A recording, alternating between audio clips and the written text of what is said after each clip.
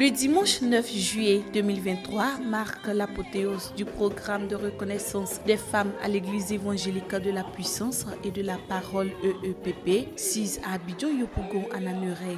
Réunies autour de la thématique « Femme, réveille-toi, prends conscience de ta mission », les femmes de l'EEPP ont tenu à donner un caractère spécial au culte ce jour.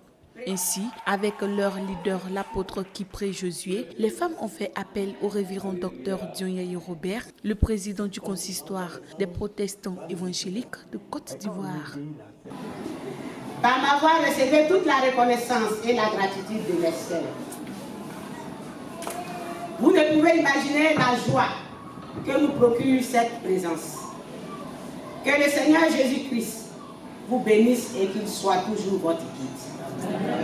L'invité spécial et orateur, le docteur Dion, a entretenu l'Assemblée sur le thème « Le pouvoir de la parole ». À travers cet intitulé inspiré de la dénomination de la dite Église, le président du CPEC a encouragé l'apôtre Kipré et ses fidèles à conserver leur attachement à la parole de Dieu afin de faire continuellement des exploits. Le Seigneur dit: si vous croyez en moi, que vous demeurez en moi, vous allez faire ce que j'ai fait, vous en ferez de plus grandes. Donc nous avons traité sur le pouvoir de la parole.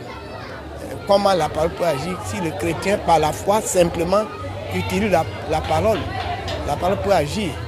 Voilà. Et quand la parole agit, Dieu confirme. Et les miracles nous accompagnent. Nous ne suivons pas les miracles, mais les miracles nous suivent. Voilà. Donc c'est ce que nous avons traité pour encourager nos chrétiens de cette communauté vivante de continuer de vivre la puissance de la parole. Une telle sommité comme le patriarche Dion ne peut pas passer dans une église sans que cela laisse des traces. Et les traces que ça doit laisser, c'est que lui, étant un bâtisseur, étant celui-là qui contribue à la croissance de l'église, qui contribue à l'extension du règne de l'Éternel, nous croyons que par son passage, forcément cette église va connaître une croissance et que les bénédictions vont être abondantes.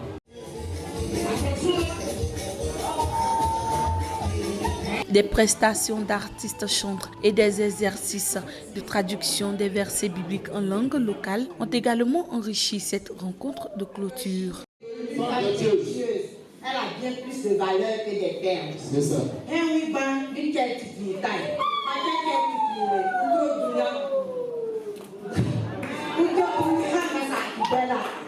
Aujourd'hui, c'est un jour de fête, un jour d'action de grâce en reconnaissance des bienfaits de l'Éternel à l'endroit des femmes de cette église. Nous avons jugé qu'il était bon de nous arrêter un moment. Au lieu de toujours demander, on ne prend pas suffisamment de temps pour remercier le Seigneur. Aujourd'hui, à travers cette célébration, nous voulons dire merci au Seigneur. Cette fête a été vraiment belle parce que la première édition n'était pas de cette envergure. Nous avons reçu les bénédictions que toutes les femmes attendaient.